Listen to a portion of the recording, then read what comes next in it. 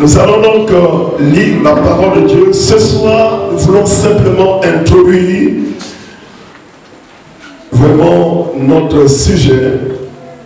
Il nous a été demandé d'aborder avec vous la thématique sur le tombeau est ouvert. Dites avec moi, le tombeau est ouvert. C'est pas pour enterrer quelqu'un. Vous entendez? Le tombeau de Jésus-Christ est ouvert. Donc quand on dit le tombeau est ouvert, c'est pas pour enterrer quelqu'un, mais c'est une forme de libération. Quelqu'un m'entend? Et nous allons aborder ce sujet-là vraiment tout au long de cette semaine. Et Dieu va te faire la grâce. Alors, vraiment, je suis très reconnaissant au Seigneur, alors qu'il donne cette occasion-là de partager les richesses de la parole de Dieu. Et je voudrais attirer votre attention ce soir, planter le décor sur le rendez-vous de la parole. Lorsqu'il y a un programme qui est mis en place, vous n'avez pas le rendez-vous avec un homme, vous n'avez pas le rendez-vous avec quelqu'un, mais vous avez le rendez-vous avec la parole. Et c'est important pour nous de comprendre le mystère de la parole. Est-ce que quelqu'un m'entend ce soir? Amen. Quand vous avez un rendez-vous, quel que soit le rendez-vous, si ce rendez-vous est centré sur la parole de Dieu, c'est un bon rendez-vous. Quelqu'un m'entend ce soir? C'est un bon rendez-vous. Et vous allez découvrir pourquoi c'est un bon rendez-vous. Lisons ensemble la parole, ouvrons nos Bibles dans le livre d'Ésaïe chapitre 9. Ésaïe chapitre 9. Nous allons ensemble regarder à partir du verset 5 et nous allons lire jusqu'au verset 7. Ésaïe chapitre 5. La Bible nous dit ceci: car un enfant nous est né, un fils nous est donné, et la domination reposera sur son épaule. On l'appellera admirable, conseiller, Dieu puissant, Père éternel, prince de la paix. Donné à l'empire de l'accroissement et une paix sans fin au trône de David et à son royaume, pour l'affermir et le soutenir par le droit et par la justice. Quelqu'un m'entend ce soir? Amen. Dès maintenant et à toujours. Voilà ce que fera, nous déclare les Écritures, le zèle de l'Éternel. Et le verset 7 nous dit ceci: le Seigneur envoie une parole à Jacob, et cette parole tombe sur Israël. Dites Amen. Amen. Le Seigneur envoie une parole à Jacob, et cette parole tombe sur Israël. Que Dieu nous aide ce soir à comprendre le mystère de la parole. Chaque rendez-vous avec la parole est un bon rendez-vous. C'est un bon rendez-vous. Chaque rendez-vous avec la parole. Quand vous avez le rendez-vous avec les Écritures, c'est un bon rendez-vous.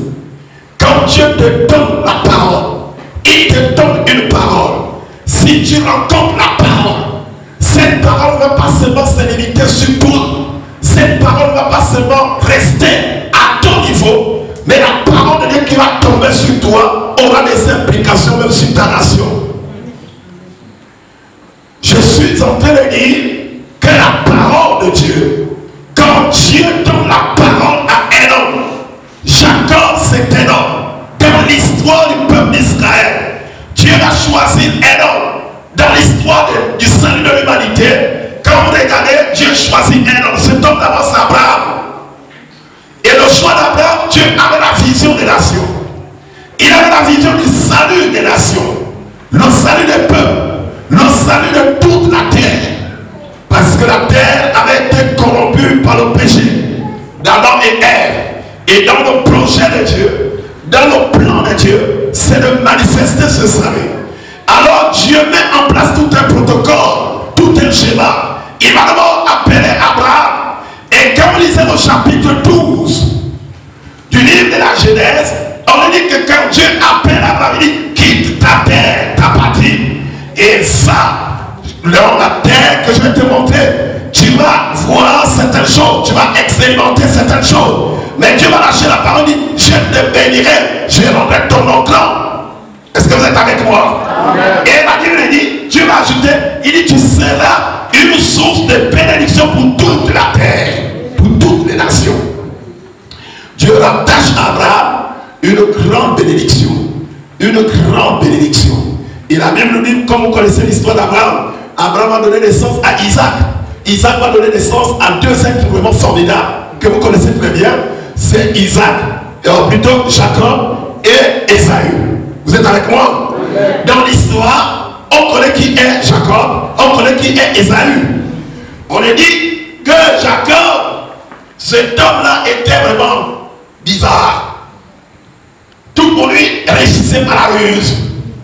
Mais ce qu'il avait oublié, c'est que depuis quand il était dans le sein maternel, les regards de Dieu étaient déjà posés sur lui.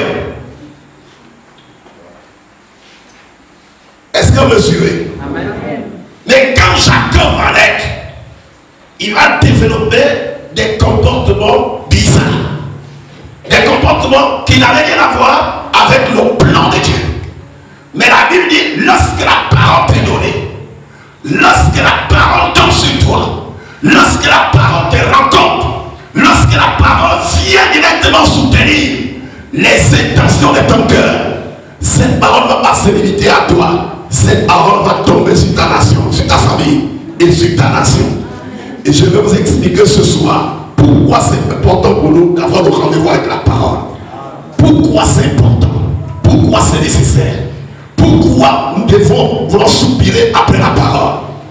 Jacob, il va user des comportements. La Bible nous dit qu'il va arracher le bras de l'aise de son frère. Et ça, la Bible nous explique. Et la deuxième chose, non seulement il ne se limite pas là, mais la dernière bénédiction, quand Isaac était âgé, il était parvenu au stade où il était convaincu que ses heures de partir arrivaient. Il appelle son fils. Ésaü, c'était un homme très excellent. Il était très habile en matière de chasse. Et Isaac, il maîtrisait bien le comportement de ses enfants. Donc vous comprenez que en réalité, c'est quoi s'est passé, c'est quoi? Donc Isaac appelle son fils, il dit écoute, moi je veux lâcher les paroles sur toi. Mais avant, prépare-moi le dernier, va faire la chasse. Et apporte-moi le meilleur gibier. Et après avoir mangé le ton gibier, je vais lâcher la parole sur toi. Vous m'entendez? Vous êtes avec moi, non? Amen. Alors, pendant qu'il est en train d'échanger avec son fils, la mère était à côté. Elle était en train d'écouter le discours. Et tout de suite, Rebecca va dire à son fils, Jacob, il dit, hey, n'oublie jamais que c'est toi qui dois hériter les promesses. C'est à toi que Dieu a, c'est sur toi que les regards sont portés. Si tu lâches ça sur ton grand frère là, ça y est, on aura des problèmes et des difficultés. Va faire ce que Jésus te recommandé de faire et tu vas t'appliquer à faire cela pendant que ton grand frère ira vraiment faire la chasse. Mais vous connaissez bien l'histoire. Ce qui va se passer, c'est que très rapidement, Jacob a tué vraiment, il va trouver la bête juste à côté, un mouton. Ils vont complètement enlever et faire avec tout ce qu'il fallait, la sauce pour enlever l'odeur vraiment du mouton. Et il va préparer les mains et Isaac va lâcher la bénédiction. Au-delà de tout. Et quand il lâche la bénédiction, quand son grand frère revient, Isaïe, la bénédiction était lâchée, malgré les supplications, vraiment, il ne pouvait plus retirer ce qui avait été fait. Lui, il va à la fois hériter les promesses et toutes les paroles vont s'accomplir. Mais la réalité, c'est que Dieu avait lâché des paroles pendant qu'il était encore dans le ventre. Les deux étaient encore dans le ventre. La Bible dit que Dieu avait révélé à la femme que deux nations étaient en train de lutter dans le sein même de Rebecca, et c'était une réalité. Mais regardez ce qui va se passer. C'est que Dieu a porté les regards sur Jacob. Et c'est Jacob, c'est à partir de Jacob qui va se former une nation. Vous m'entendez? Une nation va se constituer pour que les promesses de Dieu s'accomplissent, non seulement pour Abraham, mais c'est également pour toutes les nations de la terre. C'est comme ça comment tout va se constituer. Mais la particularité, c'est ce que le prophète Ésaïe voit. Ce texte est rattaché naturellement vraiment à la naissance de l'enfant. Le verset 5, nous le parlons généralement pendant la Noël. Vous êtes avec moi, non? Amen. Un enfant nous est né, un fils nous est donné. Et la domination reposera sur son épaule. Mais la suite nous dit pourquoi l'enfant là vient. On dit c'est pour assurer l'extension de l'empire. Vous savez, dans le monde des royaumes, il y a le royaume, mais il y a aussi l'empire. Généralement, la dimension de l'empire constitue plusieurs royaumes. Vous êtes avec moi, non? Donc il y a plusieurs royaumes, et c'est plusieurs royaumes qui peuvent former l'empire. Donc ce texte, on dit, quand la naissance de cet enfant, c'est pour venir assurer l'accroissement de l'empire. Et fortifier cet empire-là dans certaines valeurs, dans le droit et la justice. Vous êtes avec moi? Vous me suivez, non? Dans le droit et la justice. Donc ce fils-là, quand il vient, il y a une vision du royaume. Et c'est cette vision que Dieu était en train de poursuivre. Donc quand il libère la parole sur Jacob, Jacob c'est la dimension charnelle de cet homme qui avait été appelé pour accomplir les desseins de Dieu, pour accomplir la volonté de Dieu. Mais cette parole ne pouvait pas se limiter en Jacob, parce que Jacob avait besoin d'expérimenter vraiment ce qu'on appelle le changement. Et le changement va s'opérer lorsque Dieu va transformer, changer le nom de Jacob en Israël. Est-ce que vous attendez? Le nom Israël, ce n'est pas Jacob qui l'avait pris, c'est Dieu qui l'avait donné, parce qu'à la fois, Dieu avait remarqué deux choses. Il avait lutté avec les hommes, et il va lutter aussi avec Dieu. Il était sorti vainqueur. Et Dieu dit, je te fortifie. Désormais, personne ne pourra te lutter avec toi. Mais dans quel contexte? Après avoir tout arraché à son frère, il va fuir chez son oncle là-bas. Il va séjourner plusieurs années au point de se constituer une famille. Quand le moment était arrivé pour repartir dans sa terre natale, le frère va le trouver l'angoisse, parce que la séparation avec son aîné, avec son frère, c'était pas une bonne séparation. C'est dans ce contexte-là, il va connaître ce qu'on appelle vraiment, il sera troublé au-dedans de lui. Donc quand il est troublé au-dedans de lui, pendant qu'il est en train d'avancer, il était devenu riche, il avait une grande famille, mais il est en train d'avancer. Qu'est-ce que son frère fera quand il va croiser Ésaü, qui avait juré terre et ciel, le jour qu'il rencontre Jacob, je vais le décapiter.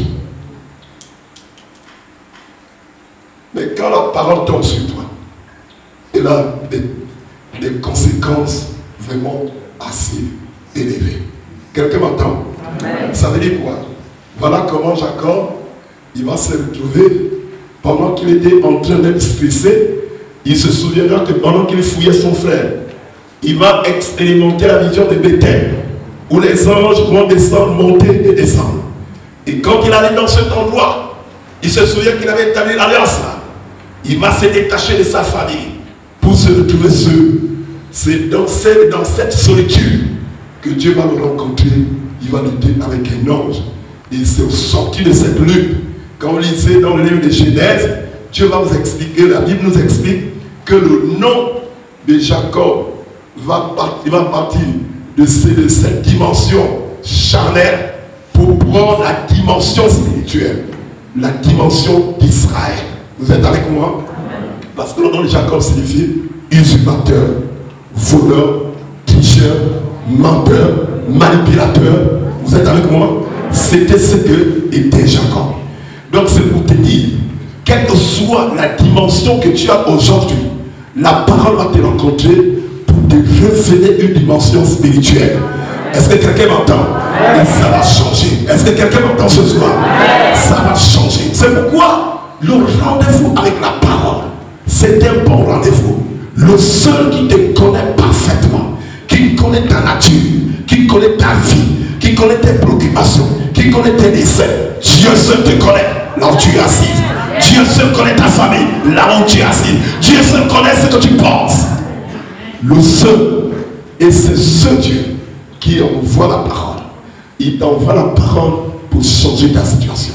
Il envoie la parole pour changer vraiment ta vision des choses. Il envoie la parole pour te repositionner. J'ai la certitude que ta vie sera repositionnée cette semaine. Amen. Non, tu n'as pas encore entendu. Je t'ai dit que Dieu, il ne change pas. Au commencement était la parole. Et la parole était avec Dieu. C'est la parole qui a fait tout ce qui existe. Vous êtes avec moi? Amen. Je vous montre dans la parole. Il y a tout ce qu'il faut pour sortir vraiment les destinées prophétiques des gens. C'est dans la parole. Dans la parole, quand Dieu il a donné simplement la parole, et il a amené les choses à l'existence. Quand vous êtes dans le chapitre 1er du livre de la Genèse, la Bible dit, Dieu dit que la lumière soit, et la lumière fut. Est-ce que quelqu'un m'entend? Lâche la parole, et la parole amène les choses à l'existence. Il lâche la parole, et la parole crée. Je ne sais pas c'est quoi tes préoccupations intérieures, les attentes de ton cœur. Mais je te dis, la parole crée. La parole amène à l'existence ce qui n'existait pas. Dans le paquet de la parole, il y a les instruments nécessaires pour façonner une vie. Dans la parole, il y a les instruments nécessaires pour donner la forme à quelqu'un.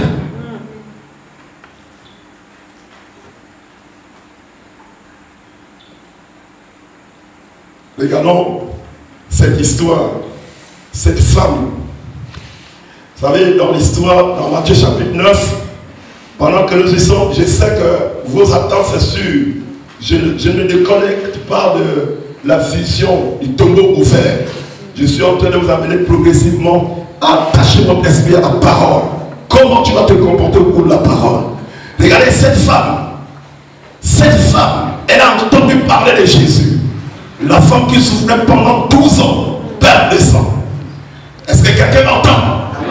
Et pendant que cette femme-là souffrait, elle est allée de maison en maison, de médecin en médecin.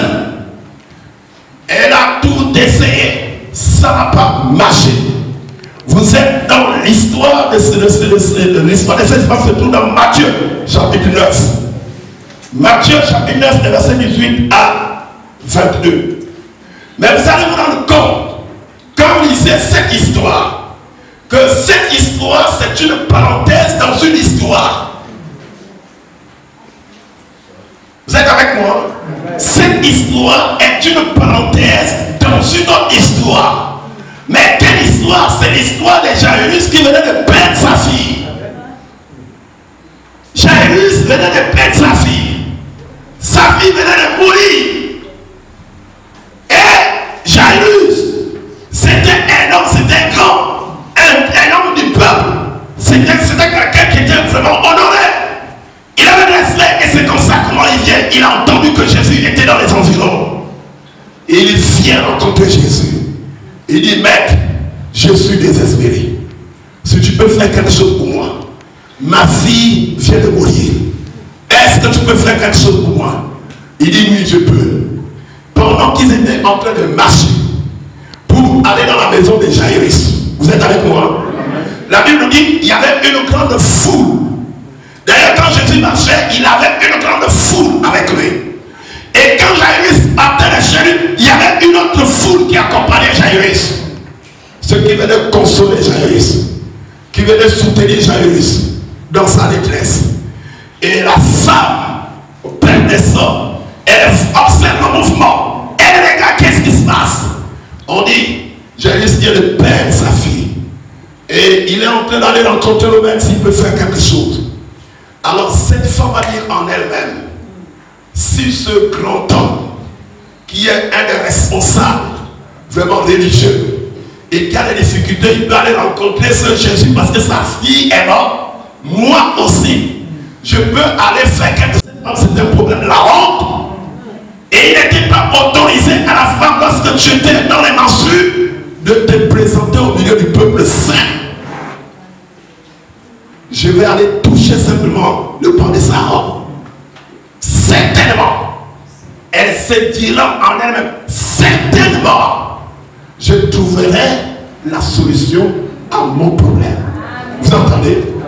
Donc l'histoire dans chapitre 9, c'est que l'histoire de cette femme est dans l'histoire de la fille de Jairus. Donc c'est comme ça comment elle s'est dit en elle-même. Elle a fait ce qu'il fallait faire. Elle a fait exactement ce qui était planté dans son esprit. Elle est allée, elle a touché les pans de la robe de Jésus et instantanément le flux s'est arrêté. Elle a reçu la guérison. Mais elle a fait quoi? C'est Jésus et la parole de vie. Vous êtes avec moi? Elle est allée intercepter la parole. Elle est allée toucher la parole. Quand vous avez rendez-vous avec la parole, vous n'avez pas rendez-vous avec l'homme. Vous avez rendez-vous avec la parole de vie. La parole qui ressuscite les morts, qui ramène les morts à la vie. La parole qui peut changer une destinée, qui peut transformer une famille, qui peut changer la destinée d'une famille.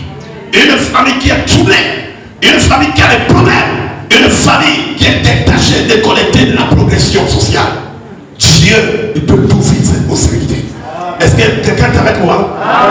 Cette femme pendant 12 ans, elle marchait désespérément. Elle ne savait pas à qui se vouer. Mais quand elle a rencontré la parole, quelque chose, elle n'avait rien dit. Dès qu'elle a touché le nom de Jésus, Jésus savait que quelqu'un l'avait touché. Même quand Jésus le lui dit, il y a quelqu'un qui m'a touché. Il a dit, mais maître, comment la foule là qui nous presse à gauche à droite, tu vas dire quelqu'un m'a touché. Jésus dit, il y a quelqu'un qui m'a touché. C'est pour vous dire que Jésus connaît ton problème. Même si vous êtes toute une multitude, il connaît avec exactitude qui tu es. Vous pouvez être une centaine, vous pouvez être des milliers, mais Dieu, il connaît dans les moindres détails qui tu es et ta préoccupation. Là où se trouve, il y a plusieurs expressions de passion, de soif qui s'expriment et qui montent vers le trône de Dieu. Mais Dieu, il sait quand il a soif touche son cœur.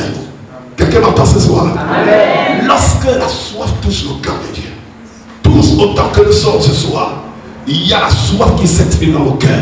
Il y a la foi qui s'exprime dans le cœur. Il y a les intentions qui s'expriment dans le cœur.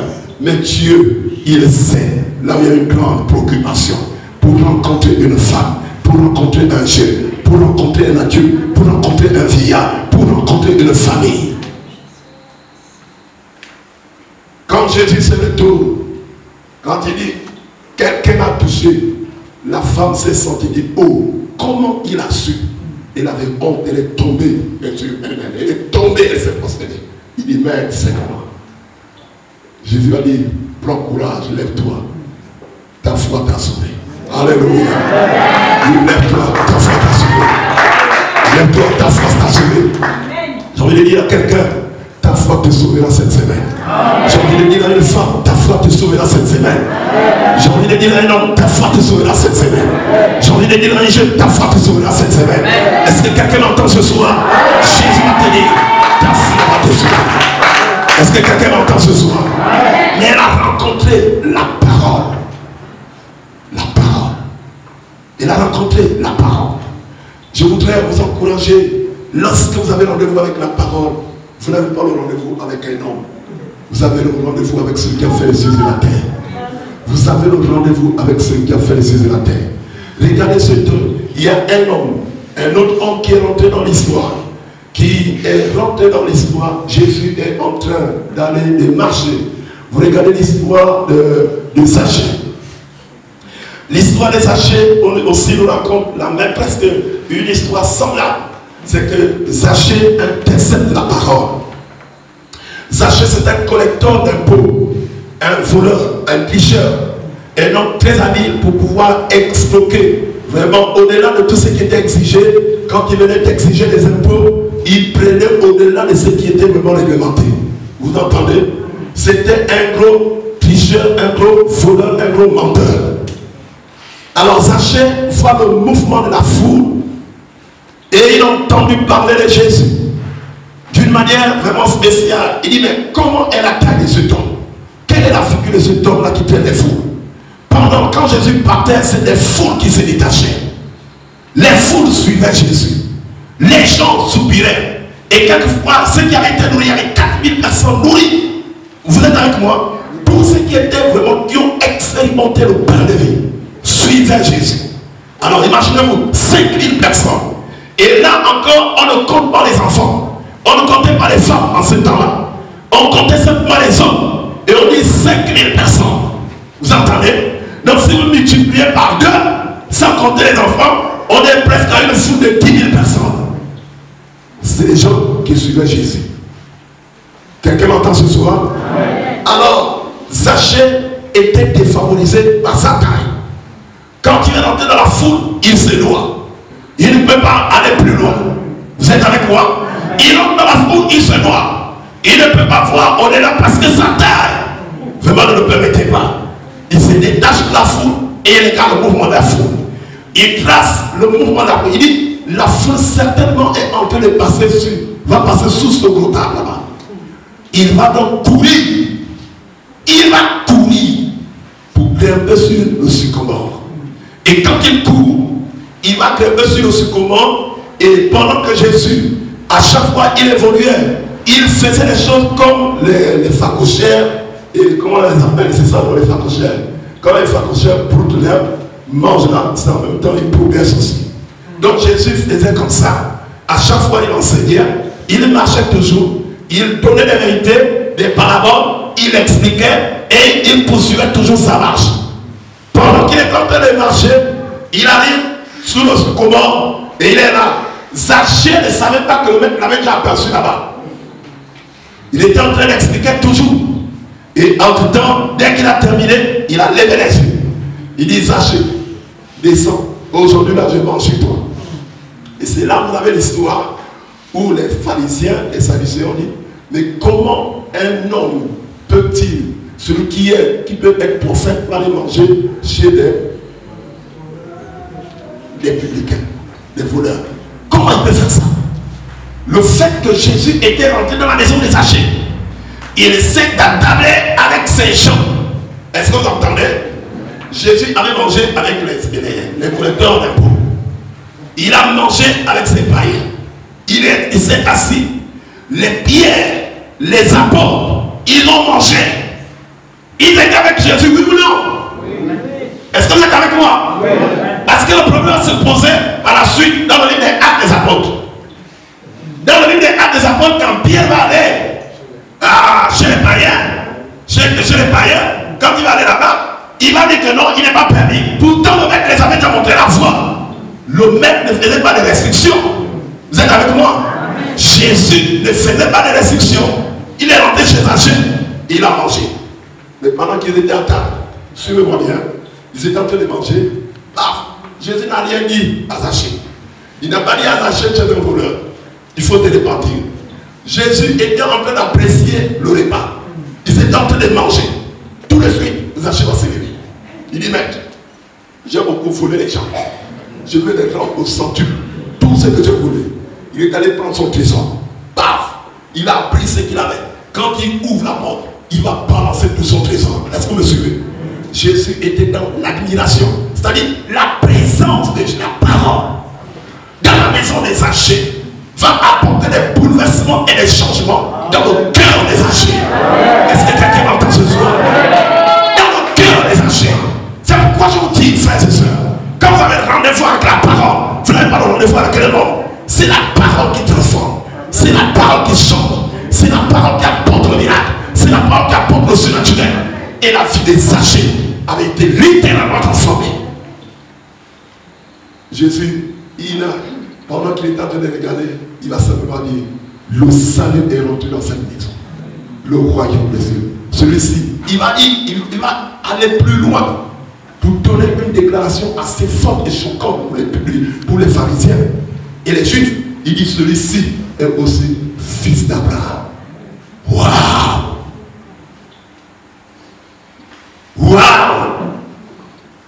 Ismaël ici est aussi le fils d'Abraham. Pourquoi? Il a rencontré la parole. Cette semaine, tu vas rencontrer la parole qui va changer aussi ta vie. Certainement, tu vas rentrer dans le couloir de ta destinée prophétique. Est-ce que quelqu'un peut me dire Amen ce soir? Frères et sœurs, la parole fait les choses au-delà de ce que nous pouvons penser. Au-delà de ce que tu peux imaginer. La parole fait au-delà. Cette parole-là, elle est une grande bénédiction. La parole est une grande bénédiction pour les enfants de Dieu. C'est la parole qui fait toutes choses. Tu as besoin du miracle, tu as besoin de la parole. C'est la parole qui peut apporter la guérison. La Bible dit Dieu envoie sa parole et ils sont guéris. Quelle que soit ta situation, tu peux vivre la guérison surnaturelle dans ta vie à cause de la parole. La parole qui était lâchée. Sans pourtant que tu ne prennes un médicament quelconque, mais tu expérimentes la guérison instantanée. Et au cours de cette semaine, tu vas guérir des personnes. Tu vas guérir des personnes. Il y a une semaine, je viens de Cotonou. Et pendant que j'étais en train d'enseigner, il y avait une maman qui avait, une femme qui avait un problème de cœur. Elle avait un problème de cœur cardiaque. Et bizarrement, Dieu va libérer les paroles et connaissances qu'il y a une femme ici qui est dans la salle et qui a des problèmes de cœur, problèmes cardiaques. Dieu te guérit. La femme se lève comme ça, elle tombe, boum, dit c'est moi. Et Dieu a guéri, libéré cette femme. Est-ce que vous suivez? Dieu, lorsqu'il envoie la parole, cette parole vient toujours pour faire du bien. Et je suis persuadé qu'il va y avoir des guérisons, des délivrances, des restaurations avec la parole de Dieu. Vous êtes avec moi? C'est très important. Et nous étions dans un programme, il y a moins de 3 semaines, dans notre région synodale. On nous a dispersés dans toutes les, comment on appelle ça, dans les églises, donc on a affecté les pasteurs dans notre église. Et nous avions un thème que nous avons abordé. Ce thème-là, c'était vraiment bâtir l'église selon le modèle de l'église apostolique. En fait, bâtir l'église de notre Seigneur Jésus-Christ selon le modèle de l'église apostolique, selon le modèle des apôtres. Et c'était le thème qui était vraiment développé. Nous étions dans une église, il y a une femme, la femme d'un médecin, elle souffrait depuis longtemps des maux de tête, comment on appelle la sinusite, vraiment. Cette femme, elle dit, elle a pris des médicaments qu'elle ne pouvait prendre. Son mari a prescrit ce qu'il fallait. Mais pendant que nous étions là en train de prêcher le message de l'évangile, on priait. Dieu m'a convaincu qu'il y avait une femme qui souffrait de problèmes de sinusite. Et on a libéré les paroles comme ça. La femme, à la fin, elle est venue dire, pasteur, je ne me suis jamais senti vraiment aussi libéré de tout que je souffre, vraiment avec le problème des sinusite comme ça.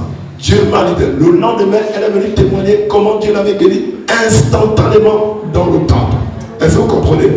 Pourquoi? C'est l'attitude que vous aviez par rapport aux gens de vous avec la parole. Quand vous avez une très bonne attitude, une attitude qui reçoit la parole viendra répondre à tes besoins. La parole viendra répondre à tes préoccupations. La parole viendra répondre à tes préoccupations. Et cette parole, elle ne va pas seulement se limiter à toi, comme nous l'avons vu. La parole est donnée à Jacob, mais elle tombe sur Israël. Un des problèmes de la nation, c'est quoi? C'est que autant, vraiment, les chrétiens qui sont dans ce pays, vraiment, reçoivent la parole, mais cette parole se limite simplement à eux. La parole ne bénit pas la nation. Tous les problèmes, et je dis ça dans mon église, je dis de plus en plus, je reste persuadé que le problème du Gabon, ce n'est pas d'abord les hommes politiques. Le problème du Gabon, c'est l'église. Je suis en train de dire que le problème du Gabon, ce n'est pas d'abord les hommes politiques. Le problème du Gabon, c'est l'église. Comment l'église reçoit la parole de Dieu? Comment l'église reçoit la parole? Et comment nous manifestons cette parole? Et quand on regarde ce qui se passe dans certains pays, ils n'ont pas aussi comme en termes de statistiques. Si on prend le Gabon, en termes de statistiques, on dit la chrétienté représente à peu près 80% des chrétiens. C'est-à-dire des chrétiens dominent. Nous sommes à plus de 80%. Il y a certains pays qui sont visités où les chrétiens sont seulement à 5%, ou peut-être 10%, ou même certains peut-être c'est 30%. Ils ne sont pas aussi nombreux que ça.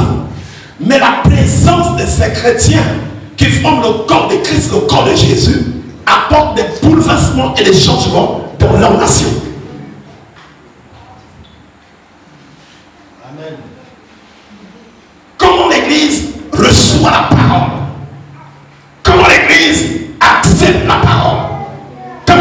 pays comme le Nigeria. Mais tout le temps c'est la guerre.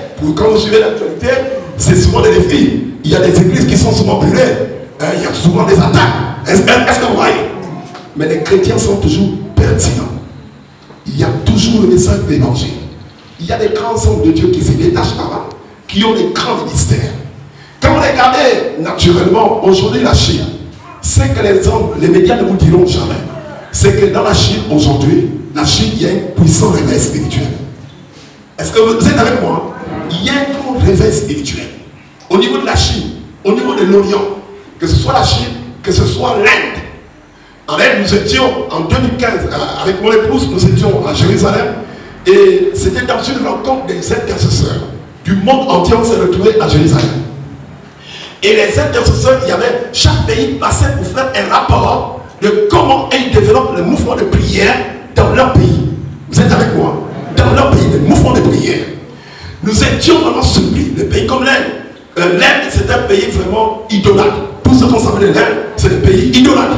Il y a l'idolâtrie en gros. Il y a la magie là-bas, les hommes prient comme ça. Est-ce que vous suivez? Les gens adorent n'importe quoi et c'est vrai. Il y a plusieurs divinités. Mais frères et sœurs, j'étais choqué qu'en Inde, quand on présente, ils font le rapport qu'ils ont à peu près 60 maisons de prière. Et quand on dit 60 maisons de prière, ce ne sont pas les temples. Ce sont des maisons de prière où toutes les communautés, sans distinction aucune, les gens prient 24 heures sur 24.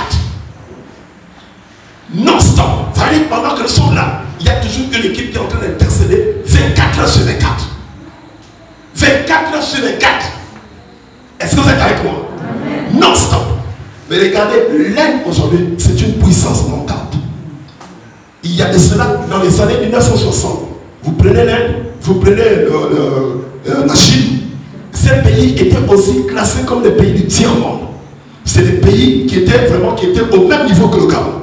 C'est des pays du tiers-monde. Mais quand vous regardez la Chine aujourd'hui, les grandes puissances, aucune puissance ne peut progresser sans la Chine. En matière de développement d'économie, la Chine devient une puissance incontournable. Pourquoi? Mais en Chine aussi, il y a presque, en Chine, quand les Chinois passent pour présenter leur rapport, ils ont à peu près 42 maisons de prière, de veille. Ça veut dire 24 heures sur 24. Et quand les Indiens ont présenté leur rapport, nous étions choqués de voir les enfants de 8 ans, 6 ans, 8 ans, en train de prier les mains levées vers le ciel. Ils étaient baptisés dans le Saint-Esprit. C'était étaient en train de prier en langue. Pendant que vous êtes en train de regarder, on présente le projet de film. Là vous êtes dans le son. Vous entendez ces enfants en train de prier, intercéder. La salle où nous étions, les gens étaient remplis du Saint-Esprit. Baptisés dans le Saint-Esprit. Et les gens se sont bien prophétisés. Pourquoi? La rencontre des enfants de 8 ans. Qui étaient en train de prier. Quelle est la spiritualité du Gabon? Est-ce que vous me suivez? Amen. Quand la parole rencontre un homme, elle va tomber forcément sur la nation. C'est pourquoi quand on dit la parole est donnée à Jacob, elle tombe sur Israël. Israël est une source de bénédiction pour le monde entier. En matière de spiritualité, Dieu a choisi Israël pour impacter le monde. Et la Bible dit, le salut nous vient des Juifs. Et le salut nous vient des Juifs. Et Jésus l'a confirmé. Donc ça veut dire quoi? Si nous les enfants de Dieu, nous prenons au sérieux la parole de Dieu, non seulement la parole que tu vas recevoir aura un impact dans ta vie personnelle, mais cette parole va tomber dans ta famille, cette parole va tomber aussi dans ta vie, et cette parole va tomber dans ta nation. Est-ce que quelqu'un peut me dire amen sans bien? Parce que la parole vient toujours pour nous faire du bien. La parole vient toujours nous faire du bien. Et cette parole fera du bien à quelqu'un. Cette parole fera du bien à ta famille au nom de Jésus. Est-ce que quelqu'un peut me dire amen sans bien? Et dans certains endroits, ils envoient l'ensemble même dans les eaux et tout ça. D'autres cas dans les tubes. Le tombeau ouvert explique que celui qui a été enterré, celui qui était enterré dans cette tombe-là a vaincu la mort. Ça veut dire la mort n'a pas pu le contenir.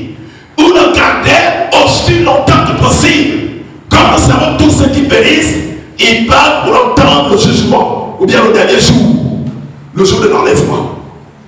Mais la Bible dit que Jésus est le premier-né d'entre les morts. L'expression premier-né d'entre les morts, ça veut dire le premier à avoir été connu la mort et vaincu la mort. Ça veut dire qu'il a été mort, il a été enseveli, il a été enterré, mais il est le premier à revenir. La mort n'a pas pu le contenir. La mort n'a pas pu le garder aussi longtemps que possible. Et tout au long de cette semaine, la bénédiction qui est attachée au tombeau ouvert, quel que soit là où on t'a placé dans une cage, le message du tombeau ouvert, c'est que la mort ne te gardera pas très longtemps. Amen. Ça va être la semaine de ta résurrection. Est-ce que quelqu'un entend ce soir? Amen. Ça va être la semaine de ta résurrection. La semaine de la résurrection de ta famille. La semaine de la résurrection de tes affaires. Le tombeau ouvert, il y a des implications assez fortes. Ce soir, l'objectif c'était de montrer que la parole, quand tu as le rendez-vous avec la parole, il y a la puissance de Dieu qui se manifeste dans la parole. Quelqu'un m'entend ce soir? Demain, nous allons définir notre sujet et aller maintenant en profondeur sur le tombeau ouvert. Rassurez-vous, frères et sœurs, que Dieu, il reste le même hier, aujourd'hui et éternellement. Je dis à une femme ce soir que Dieu reste toujours le même hier, aujourd'hui et demain. Il restera toujours le même. Je dis à un homme que Dieu, il ne change pas. Il ne va pas commencer à changer à cause de ta situation. Personne ne peut corrompre Dieu. Quelqu'un m'entend? Dieu, il reste égal à lui-même. Ce que sa bouche a dit, ça me l'accomplit toujours. Ce que sa bouche a dit, ça me l'accomplit toujours. Cette semaine va être une semaine de bénédiction pour ta vie. C'est pourquoi il est important pour vous vraiment de vous préparer en conséquence et de dire aux autres, c'est une bonne semaine. Dis à ton frère, c'est une bonne semaine. Regarde ta soeur, dis que c'est une bonne semaine. Dis ça plus fort, c'est une bonne semaine. Dis ça plus fort encore, c'est une bonne semaine. Le tombeau est ouvert.